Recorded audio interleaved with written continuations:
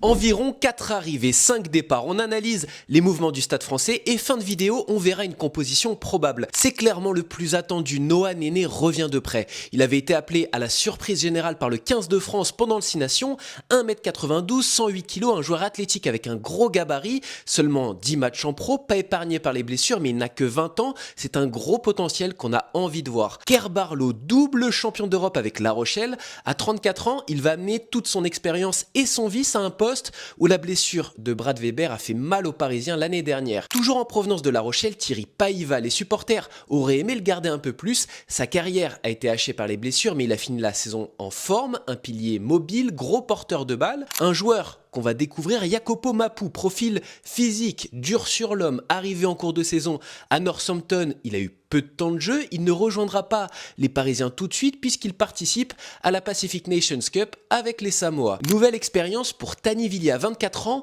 il est déjà passé par Clermont, Bordeaux et tout récemment Vannes. On sait que c'est un joueur talentueux mais il a du mal à exprimer tout son potentiel, seulement 5 titularisations en top 14 lors des 2 dernières saisons. Un petit mot aussi sur un Fidjien qui rejoint le centre de formation, 19 ans, passé par le rugby à 13, il est considéré comme un joueur à fort potentiel, suivi depuis longtemps par la cellule de recrutement, il est présenté comme un joueur rapide et physique avec de sacrées mensurations. Niveau départ, celui du puissant deuxième ligne Van der Mecht est le plus marquant, l'ailier Costa Storti s'en va aussi, son passage reste un mystère.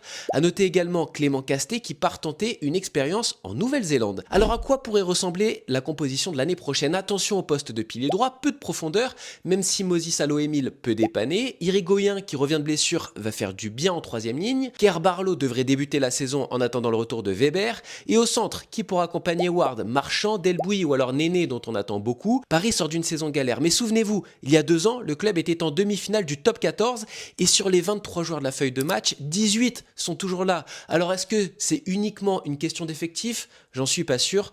On a entendu beaucoup de problèmes en interne ces derniers temps. En tout cas, si la vidéo t'a plu, pense à mettre un petit commentaire pour me soutenir, c'est important pour le référencement.